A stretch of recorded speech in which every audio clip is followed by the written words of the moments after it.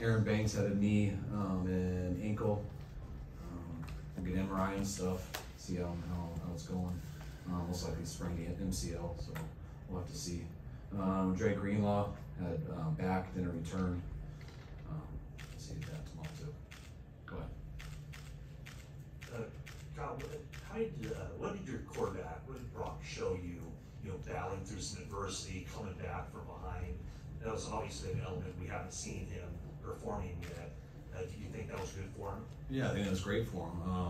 I mean, we had to come from behind, especially there at the end. Also, he made a ton of plays today, but there's a number that he missed too, and that's the coolest part. There was something he'd love to have back. It was never one way too much or the other, where he was struggling or doing well, but there were some mixed plays, and to keep coming back and keep attacking, he never got gun shy. Made some real good decisions too, and fought it out throughout the whole game, and found a way to win. Christian McCaffrey had another big game. Maybe run out of superlatives, but just what can you say about his performance today? He was great. We needed it. That screen at the end was huge. He had a real good one earlier too that got called back. We had one of our guys downfield.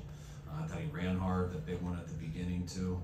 I know he would like to score on it, but Christian's done some great things, helping us in the run and pass game, and feel very fortunate to have. Defense was clutch at the end. Not accustomed to seeing them give up that many points and yards. What did you see from the defense? I think they made some good plays on us. We made a couple of mistakes. I thought there was a couple things in the game that, we didn't play perfect last week, but we were able to respond on some things, and they didn't really get us on them. Some of those same mistakes happened today, and they got some big ones right away, especially in the first half. That short yardage and stuff with explosive on the touchdown. I thought there was three. I don't know if they scored on all three drives, but I felt like they did. I know there's 3 times in the first half their quarterback moved the chains with his legs, which just giving him free downs and making him kind of get into a good rhythm, which made it too easy on him, allowed them to stick with the run a little bit more. But they didn't play perfect, but coming down there at the end, especially getting that pick, I think it was a good game for us. And we didn't play perfect, but to still be able to find a win, I'm real proud of the guys. What does a game like that do to you emotionally? You're just tired a little bit. We struggle to focus for 3 hours, 15 minutes, and it's a lot harder on 3:45 or whatever it was. So that's all it does. You don't ever, you try not to get too high or too low. I never relax in a game, so I'm never sitting there just thinking, celebrating, thinking that we won until it's over.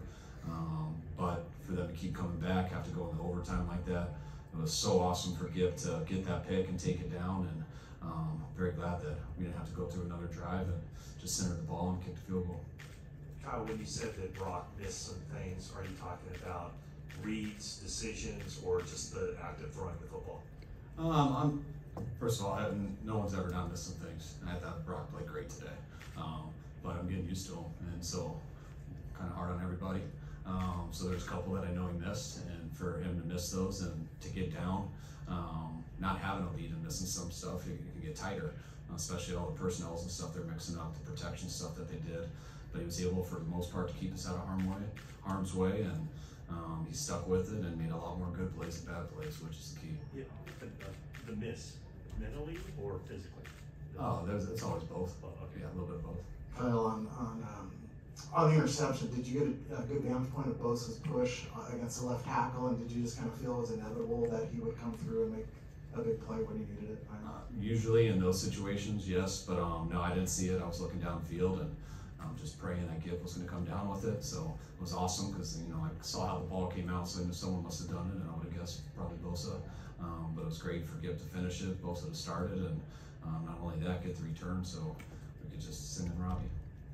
Well, your defensive players are talking about expecting Josh Jacobs to get it 50 times in that game just because they had Stidham. Do you think there's any element of just kind of a human nature letdown from the defense of like, okay, this guy's never started, he hasn't done anything in the NFL? No, I don't think so. I think we talked about it all week. I didn't sense any letdown. I didn't see. You can see when you watch the tape. I just thought they played pretty well, and I don't want to take anything away from them. But when a team plays well, you have some of the weapons that they do, especially the tight end, 2 receivers, and Stidham can throw. He's got a big arm, can make all those throws. I thought we let him get a little too comfortable there in the first half, especially. Didn't hit him very much and let him move the chains with his legs, and that kind of got got them in a pretty good rhythm, and we knew the challenge of everyone else. You know, this team, I mean, there's only one game this year that team hasn't been won or lost at the final possession. And that was when they got beat. I think it was 20-0 versus New Orleans. But you know, they have 10 losses that are in the last possession. So that's as fine of a line as there is in this league for someone not being in the playoffs, and just as easily could have a chance to be home field advantage when you look at all those games. Maybe it's easy to say now, but was there a part of you that kind of wanted Brock to be in a situation like this? I think you alluded to it this week to see it. If so, how can it help him moving forward? I mean, Brock is, you know, what Brock's doing is real. I mean, he's a talented guy who's very tough, and when he does make mistakes, he understands why, and then he tries to learn from them.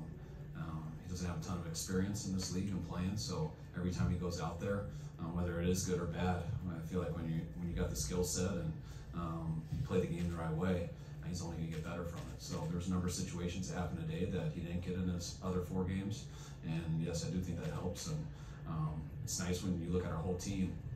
I think we've been playing well here for a while, but I thought our whole team today, there was a number of things that you know, we got to make sure that we don't give it to people. And I thought we did that a little bit on special teams with the missed field goal. I thought, you know, defense would have covered in the first half, and I felt the same with offense. There was a number of things, a couple penalties, a couple of plays that protection issues I thought we should have had. But that's why I'm so proud of the guys too, because that's bound to happen. That's why it's tough to win 9 in a row. And when you do that stuff, I'm not sure if we are, but we pulled it out. We got some guys who stuck with it. Like, no one got frustrated, and they just kept battling regardless. And the Raiders answered so many times, but we ended up doing the last. The atmosphere here today, did it feel like a home game? Yes, but the Raiders fans were loud too. Definitely looked like a home game. There was a lot more red, so I was expecting it to be pretty loud for us. But whoever the Raiders fans were, they were loud too. So I checked that noise, but they were loud also. So I think it went both ways. Kyle, you guys moved up to the number 2 seed today. What does that mean for you guys, and how important is that to finish it off next week against Arizona? I think it's real important. I mean, our first goal is to get in the playoffs.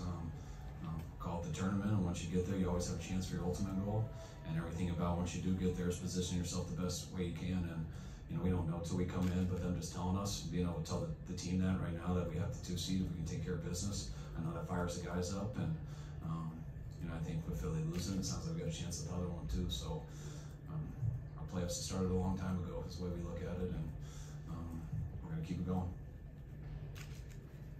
You guys good? All right, thanks guys.